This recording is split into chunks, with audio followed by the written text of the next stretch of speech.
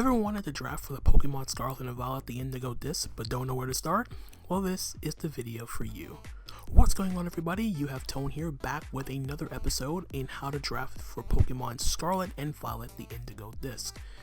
Continuing on from where we last left off a while ago, I decided to make a little bit of a switch here, and after you last saw my, if you recently saw that I've taken part so far in a low tier league called Low Tier Mayhem, and I decided that to incorporate my drafting series into my draft analysis, where I broke down my own team, gave rules for how to draft in low tier, and I gave you a quick rundown of how I drafted my team, why I drafted what I did, and what I was looking for when it came to building that team. I decided on top of that to extend the how to draft series from not just doing standard format, but I decided to also include low tier format into the mix as well, just to mix things up a bit, just to give a little bit of differentiation between just doing standard cores all the time. So low tier will be included in this series just for people that want to get their feet wet and want to incorporate themselves or try out low tier draft for themselves. So with that being said, just want to jump right into the quick topic for this episode before I jump into the core for this episode. And the name of the topic here, low tier value picks. Now it's a little bit different from standard value picks, since low tier Pokemon means the higher end stuff gets moved up to the forefront, which means you then have to support support those Pokemon itself. Usually these Pokemon that you're drafting round 1, round 2 is usually going to be those Gluemons that hold your team together and fill out specific roles and fill those holes that you didn't draft in previous rounds. So just to quickly go over what a value pick is, value pick from a Pokemon perspective is basically a Pokemon that is good value, that gives you value for your payment. And basically what I mean by that is a Pokemon that's not stuck doing one particular thing and one particular thing well. It has to be something that's multifunctional, something that can do multiple things at any given point and basically mold itself to whatever you want your draft to be around and how you want to build.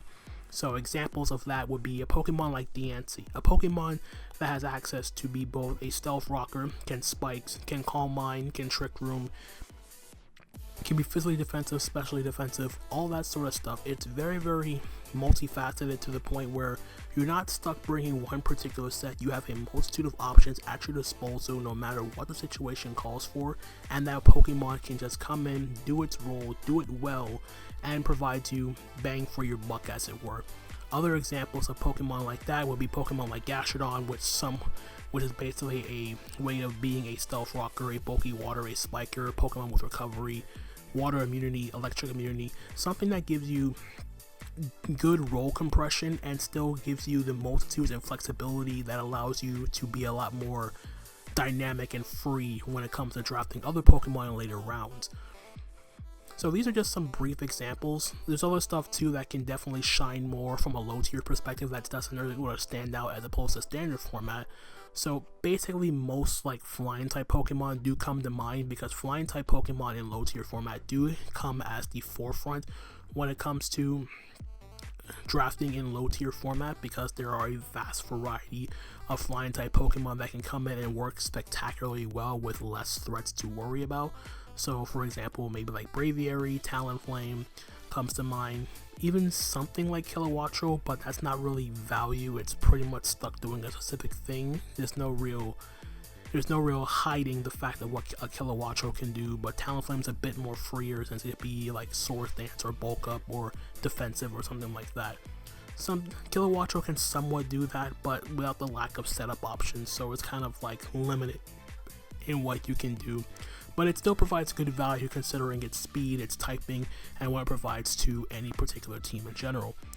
So with that, keep in mind point value, keep in mind what you're lacking, and try to at the very least go for role compression as best as possible, because there are some stuff that you can get in low tier format that's not really available in standard, and there are some stuff specifically when it comes to like hazard removal that's probably one of the biggest things In low tier formats, a bit more harder to come by because most of the hazard removers, mainly rapid spinners, are going to be gone or banned from low tier formats. So no Quaquaval, no Tusks, no Iron Shreds, stuff like that. So stuff like hazard removal does come a bit more harder to come by, especially from a spinning standpoint. There are still options out there, stuff like Donphan, Brambleghast, the Hitmons to it also come to mind as well.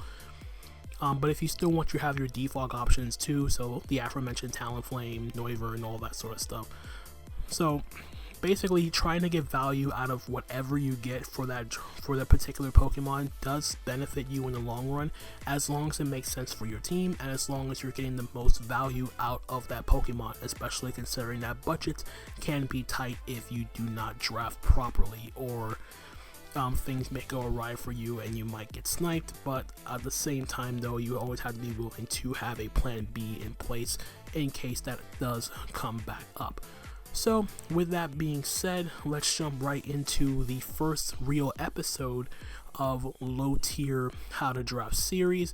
So basically the core that I came up with, that I decided to build this team around for a low tier perspective, it's a pretty good balanced core as far as I'm concerned. I try to get the most out of these three Pokemon, and they're pretty cool all things considered. So the three Pokemon we're working with this episode is going to be Mienshao, Overqwil, and Slowking.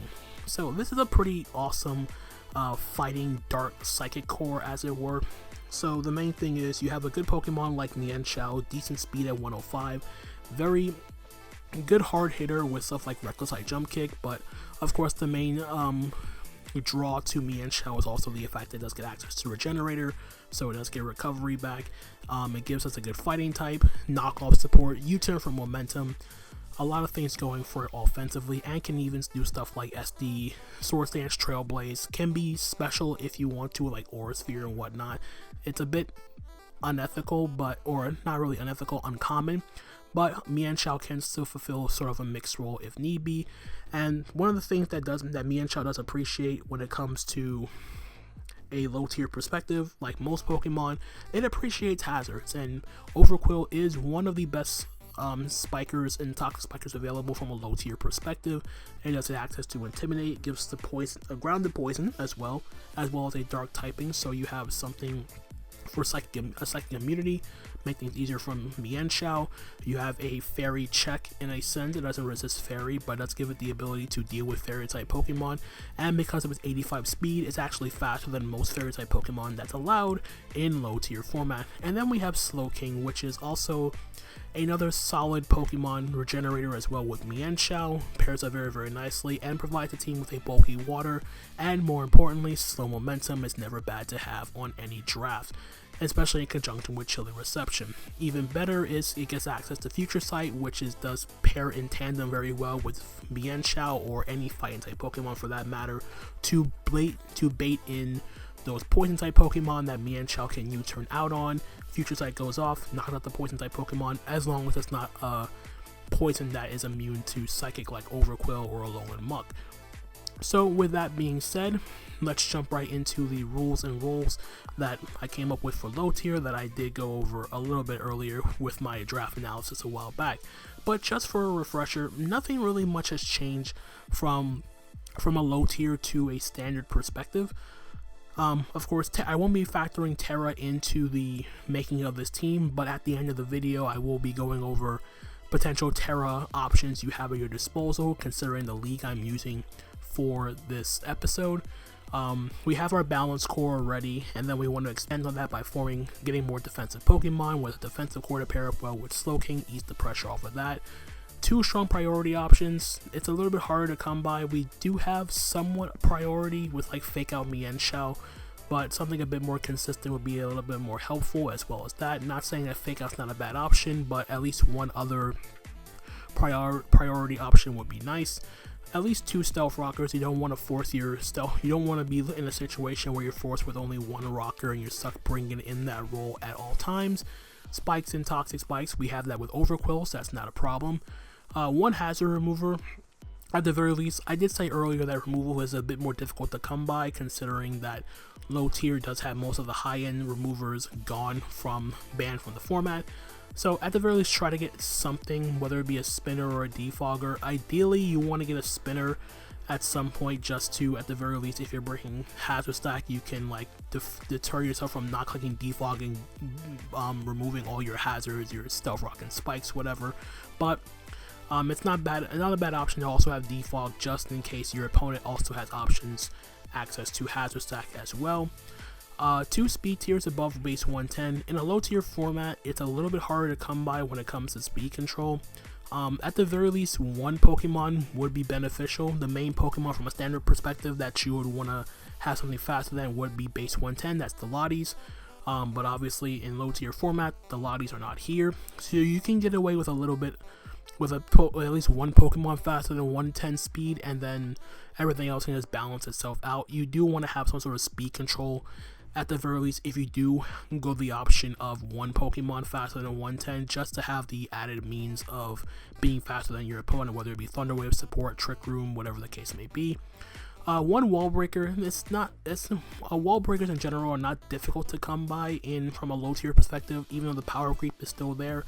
Any Pokemon given the chance can functionally act as a wall breaker, but you do want something at the very least hard hitting or respectable enough to your opponent has to respect it. 1 ground immunity. You don't really want to be stuck in a situation where your team is entirely weak to Earthquake and you're relying solely on terrestrialization to bail yourself out of that situation. An electric immunity, to dissuade Volt Switch at all means possible, so having a ground type or something with Voltazord, Lightning Rod, whatever the case may be, to dissuade Volt Switch as best as possible. 1 bulky water. We already have the Slowking to function in that role, a very, very good bulky water from a low tier perspective. Grounded poison. We have Overqwil, so we never have to worry about dealing with toxic, being weak to toxic spikes, so that's never bad. 1 flying resist. Granted, like I said earlier, flying types are a bit more potent in a low tier perspective. They're a lot more commonplace, so while you may be akin to have like the steel type being your flying resist, the thing with flying type Pokemon in low tier format, most of them do have access to coverage to deal with steel types, so having extra responses to flying type Pokemon would benefit you the best. So that would mean like a rock type Pokemon at some point to ease the pressure off of the steel type being the lone flying check for your team. 1 ghost type is basically just there to prevent basically just block rapid spin, which is just beneficial to prevent your hazards from not being easily removed as best as possible. 1 knockoff user. We have Mienshao for this role, so multiple knockoff users is never a bad thing to have. 1 fast taunt or encore user. Technically we kinda have that, but it's not really something that either Pokemon would. Overqwil or I believe Mienshao does get taunt, but if it does, it's not really something that Mienshao would bring long term. I don't really think it gets taunt, but I could be wrong. And then obviously the Fire, Water, Grass, and Dragon Steel Fairy Core we still will try to address for the most part, but regardless, we do have the means of being a bit more flexible. From a low tier perspective, some things are harder to come by than others. Mostly it's the steel typing, because if you don't grab it early, you're not really going to get a good one as the later rounds progress, and you're pretty much going to be stuck with something undesirable, and you want to avoid that if at all possible. So with that being said, let's jump right into the team. So once again, for this episode, we're using the low tier Mayhem draft board for this. So of course, thank you to OG Albina and the other commissioners, Panther and Obo, for using. Let me use the draft board again. There are some slight changes that I did not address, but basically, so stuff like some Terra options that were obviously missed, not accidentally missed, I won't be including them. So like I won't be slapping on Terra Venomoth, Terra Hisuian Braviary is another thing, but at the very least, with Hisuian Braviary, I at least bump the price up from that sense. But other than that, though, everything else is pretty even keel.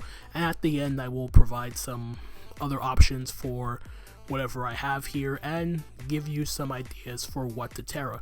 So in low tier Mayhem, you have 1 Pokemon that can Terrasilize, and it's free Terra.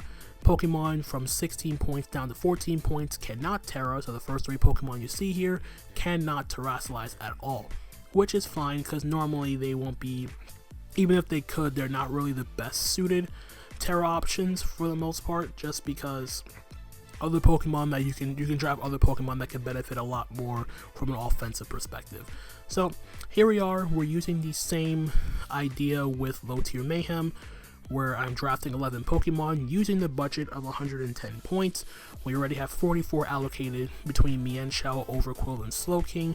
We are under the assumption that these 3 Pokemon will not be sniped from us at any point, and we are going to get them in this order. So with that being said, let's jump right into the rest of the team. So starting off round number 4, we have Diancie. I already talked about Diancie early on, about being value. Grabbing it early here, round number 4, especially considering the fact that I already talked about this team needed rocks, didn't have one. Additional spikes is never bad. And again, Diancie with its dual typing gives us a needed flying resist, a dragon immunity, and like I said, it's one of the best multifunctional Pokemon that can be used from a low tier perspective, between rocks, between physically defensive, specially defensive, Calm Mind, Trick Room. It has a multitude of options at its disposal that Diancie can really function well in, and it really fits well here just because, like I said, the team needed rocks, it needed a flying resist, eats the pressure off of Slowking being that sort of flying resist in general, and Overqwil from a physical perspective, so this does benefit the team a lot in the long run for Diancie being here in round number 4. Then round number 5, we do have our Talonflame for round number 5. The main reasoning for Talonflame here is just to get some initial speed on our team with 126 speed. It also does benefit the fact that we do have our Stealth Rocks and Hazards, which also benefits Talonflame to weaken down its checks.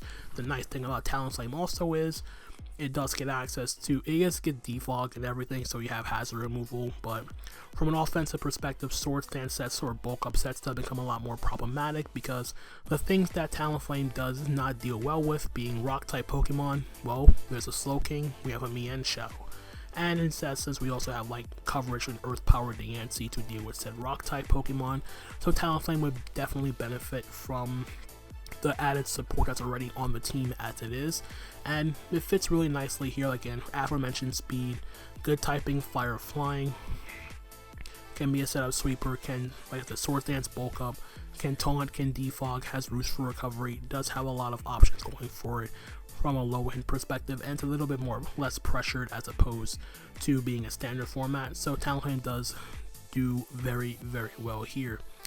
Then round number 6, I opted here for Flygon for this slot here, providing the team with a electric immunity and a dragon typing, so we have an additional fire resist, and more importantly, Flygon does give the team another Stealth Rocker, which eats the pressure off of Diancie being thrusted into that role.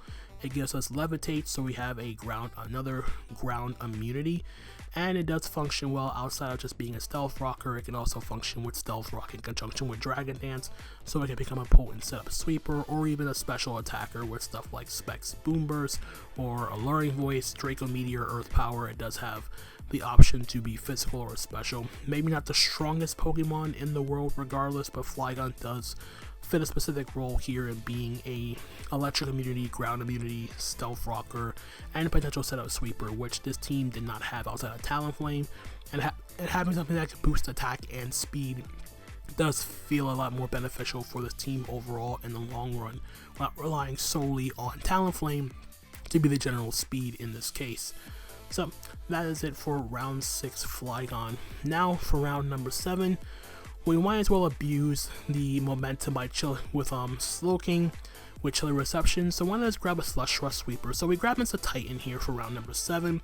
Makes the most sense here. If we have the momentum with Chilly Reception, we might as well have something that can abuse it and become a potent late game sweeper on top of that. So we have Mr. Titan filling out the build here, which is nice here because of the fact that Titan does ease the pressure of a Talonflame, again being speed. You have a Slush Rush Sweeper, stuff like Belly Drum, Ice Shard for priority purposes, and it just benefits a lot in general from the slow momentum that Slowking does provide, especially with Chilly Reception being such a good defensive pivoting move for the rest of the team. It doesn't have to be just the Titan, but the Titan just felt the most beneficial, especially considering a Slush Rush Sweeper that doesn't really need Terra, which it doesn't really matter here because in low tier Mayhem, Titan is Terra Ban, so it would have been extremely nasty here if it was able to Terra.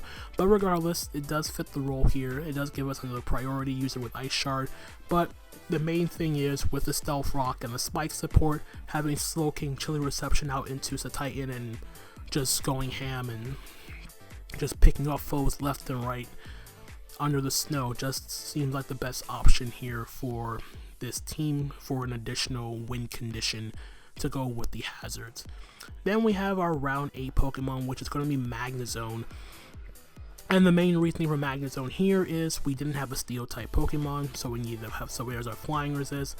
We have an electric type, so we have a flying resist that can pressure the flying type Pokemon as opposed to just coming in and kind of doing nothing. And again, also just provides them with some momentum. The other thing is this team, while Magnezone can magnet pull trap steel type Pokemon, we don't really are afraid of steals that badly for Magnezone to actually function as magnet pull. Analytic boosted attacks are just so freaking hard to deal with from Magnezone, and on top of that, getting access to stuff like Air Defense with Body Presses also lets us deal with opposing steel types anyway, so it's not really the end of the world. Plus there's a Mienshao to deal with opposing steel type Pokemon. But the main thing for Magnezone is being the steel, being an additional flying resist that can also pressure the flying type Pokemon similar to Diancie. And slow momentum is never a bad thing to have, especially with a Pokemon like Magnezone with base 60 speed. So just fits the bill very, very nicely for this draft. Then last 3 picks, we do have Decidueye here for round number 9. This is basically the ghost type, so it has a rapid spin blocker. This does give us access to priority with Shadow Sneak and Sucker Punch. It does have access to defog as well, so it doesn't have to rely solely on Talonflame being a hazard remover if the situation comes to shove, but it also provides a team with a ground resist, which is a ground resist that's not relying solely on Talonflame and Flygon coming hard in on those ground type attacks. Granted, ideally, Decidueye is not the best Pokemon, because while it may resist ground, it still doesn't really want to take those hits.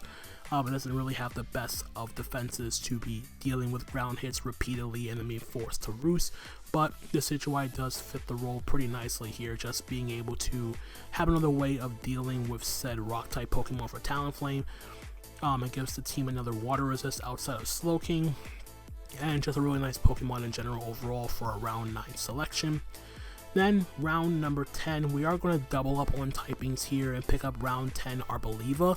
And the main reason for Arboliva here is, while it may seem weird to have double grass, the thing that Arboliva also fulfills for this draft is the need for an additional ghost resist, or in this case immunity. The ghost resist originally is just Overqwil, which just doesn't seem like the best thing to be doing in the world, since Overqwil doesn't have the best special defense, so having a ghost immunity does help out the team a lot in the long run. And with Arboliva providing Grassy Terrain support, while it may be imperative against like Earthquake from Flygon or Earthquake from or coverage from like Titan or whatever, it still fits the team pretty well. And with Grassy Terrain support, you don't have to worry about Magnezone. Takes less damage from ground attacks while having to rely on Magnet Rise.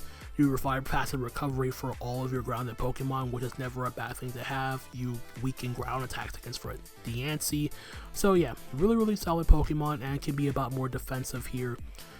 Can be the actual ground resist for the build for the most part. And of course, with the Decidueye and Arboliva, while they may be double grass, they're weak to different things outside of like flying, fire, and ice. But regardless, Arboliva does fit the role here as the needed ground, as the actual ground resist and ghost immunity for the draft. And of course, like I said before, Grassy Terrain support is never a bad thing to have for a team like this, especially considering that we need the extra support to not be overwhelmed by ground type Pokemon in general. Because stuff like switching hard in Talonflame and Flygon to ground attacks isn't really the best thing in the world that you want to be doing for a team like this. And then lastly, with 4 points left, I decided to have a little bit of fun here. Well, not really fun, but this also gives another we're also doubling up on another typing here, and this is also a fun little mon here that no one really really thinks about, especially considering it's also Terra Ban, but It pairs it really well with Talonflame in abusing flying spam in a sense. So round 11 we have a good old-fashioned Minior. Minior may seem a little bit weird and it's a little bit unethical, but the thing about Minior is flying spam with Talonflame is actually really good in this sense. Minior with access to Shell Smash, and on top of that, if it's in Shield's down form, after a Shell Smash with 120 base speed and also 100 attack and special attack, this thing's going to hit hard, especially if you Shell Smash, activate your White Herb, you're going to be hitting hard with powerful acrobatics. And the nice thing about Minior is that the flying type Pokemon that does get access to ways of dealing with Pokemon that Talonflame doesn't like. Mainly rock types for the most part. But hitting those rock type Pokemon with stuff like Earthquake can be potentially special with like Earth Power if you want to do a special set with like Power, Meteor Beam, and just go ham on the offense. That is an option as well.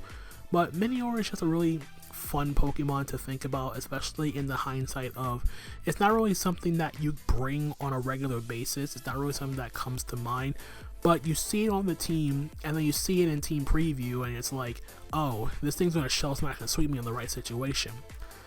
That's pretty much the idea behind having Minior here in conjunction with Talonflame, just to have the ability to overwhelm your opponent's defensive check to flying type Pokemon, because while they may have ways of dealing with one flying type Pokemon, normally they don't have a way of dealing with two. So that's really the benefit here of having Minior as a means of being another potential setup sweeper in conjunction with either Talonflame or Flygon. Any real set really works in this case for the most part, but Minior is just a fun little Pokemon to have here at the end, just to like abuse the flying spam that we have so far. So that is the team for this episode. So on to alternatives for this draft. So starting things off with Diancie, another alternative to Diancie. Mainly any really sturdy rock type Pokemon would be beneficial as opposed to Diancie. Options include Rhyperior, Rhydon, Regirock if you want to go down the spectrum.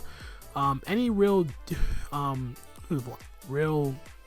rock type Pokemon that can take a hit and just be a good flying check in general would be beneficial. So like I said, Rhyperior, Rhydon, Regirock, the last two Pokemon you can wait a little bit for, but Rhyperior is definitely a solid pick, just to act as a flying resist, and I believe this Rhyperior can Terrasilize in this league. So yeah, another fine Terra option on top of that, so it would definitely work out for you. Next up, as opposed to Talonflame, another option, there's Noivern, there's Kilowattrel. Basically just having the speed factor of your team to benefit the little core we have here. While Kilowattrel and Noivern doesn't really have setup options like Talonflame does in Swords Dance, they still function as hard, fast hitting attackers, which is basically what you want for this build. Any sort of speed aspect would definitely benefit this team the most. So you have your options between those three Pokemon. I would say Tornadus, but Tornadus would definitely be gone within the first 3 rounds, ideally, or basically like a round 1 pick. So that's pretty much off the table. If you want to go a little bit slower, there's also a Hisuian Braviary. If you want to go that route, regular Braviary. But ideally, you want to have some sort of speed with this draft to make it best benefit from the hazards that you're providing for your team. Then for Flygon, another alternative, I already mentioned Noivern with the Talonflame, but for Flygon's perspective, there's other options like any real ground type Pokemon would benefit this team. Any sturdy ground type would do. So stuff like Mudsdale, I already talked about Rhyperior if you do go that route. If you do keep Diancie, there's also Torterra. Granted, Torterra can't Terra, but it still functions pretty well as a stealth rocker, a ground resist, and it can still Shell Smash and do a lot of damage for your team and to your opponent in the right situation if you get the setup properly. So that's for Flygon. Then for the Titan, another option, pretty much any Slush Rust sweeper that benefits from Chilly Reception. So Beartic, Alolan Sandslash, that's it.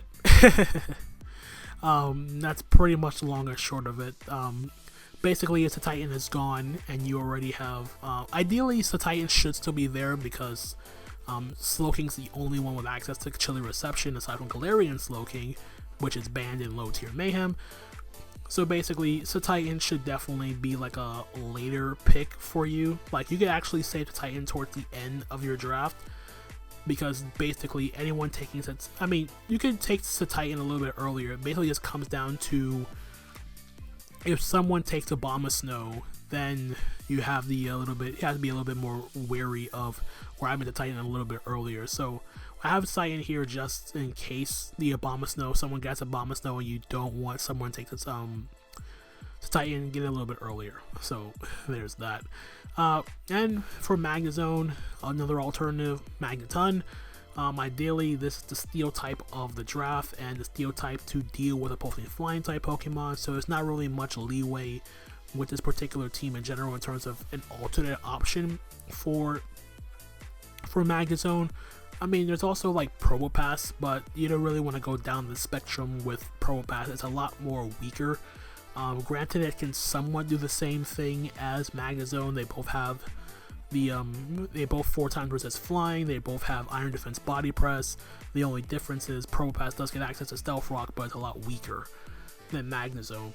So it can still work, but ideally, if you really want to keep the sort of team going here and you don't get Magnezone, Magneton will also work, although it doesn't get access to Iron Defense Body Press, but the concept of the idea behind it still stands pretty doggone well.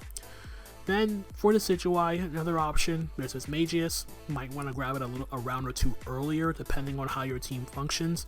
But ideally, any strong Ghost type Pokemon will do. There's also Brambleghast to consider, but considering the team already has 2 Spikers as it is, you could potentially add a 3rd one just for that added flexibility if you really want to go that route. But you do have the other options as well, as I talked about. Then Arboliva. It's kind of hard to replace Arboliva on this team, considering the team desperately needed a Ghost immunity. So mainly the alternate would be something like Braviary. At the very least, with Braviary, you have the Ghost immunity and a ground resist or ground immunity. But if you get something like Torterra over Flygon, then you can be a bit more flexible with Arboliva here and get something like any real fast offensive normal type Pokemon that can benefit from all the hazards potential that you have. So like an Ambipom, Mousehole, Cinccino, something along those lines will also work really, really well for this draft. But only if you're able to cover the ground weakness as opposed to just relying solely on your flying type and levitate Pokemon. That would be the best case scenario. And lastly, for Minior, pretty much if you want to keep the Shell Smash aspect going, there's Dreadnought. If you want to get something a little bit faster, there's Cloyster, something a little bit faster as well. But basically having the option of just being a bit more flexible with the potential Shell Smash Sweeper. It's not really flying spam, but it can definitely be a more offensive threat in the right hands. And Rock plus Water is also difficult to deal with, giving you an offensive Water type Pokemon as opposed to relying solely on Slowking as your Water type. Cloyster also works really, really well. Most of the Steel type Pokemon you have options to deal with between Mienshao, Talonflame, Flygon. So yeah, there are plenty of other options to consider as opposed to just relying solely on Minior. It is going to cost you a bit more points, but the concept of the idea for the round 11 pick still stands, as I mentioned. So with that being said, that is going to be it for this episode of how to draft in Scarlet and Violet from a low tier perspective. I hope you guys enjoyed the video. If you did, feel free to leave a like, drop a comment, click that subscribe button, all that good stuff. There will be a standard one going up in the next few days as well, and then of course draft league content will be continuing on Saturday, so this will be a little bit more consistent as opposed to previous weeks. I'm hoping to keep it going as long as possible. I hope you guys enjoyed the videos as always, and I'll leave it at that. Thank you guys again for watching, and until the next time, this is Tone signing off for now. Peace out.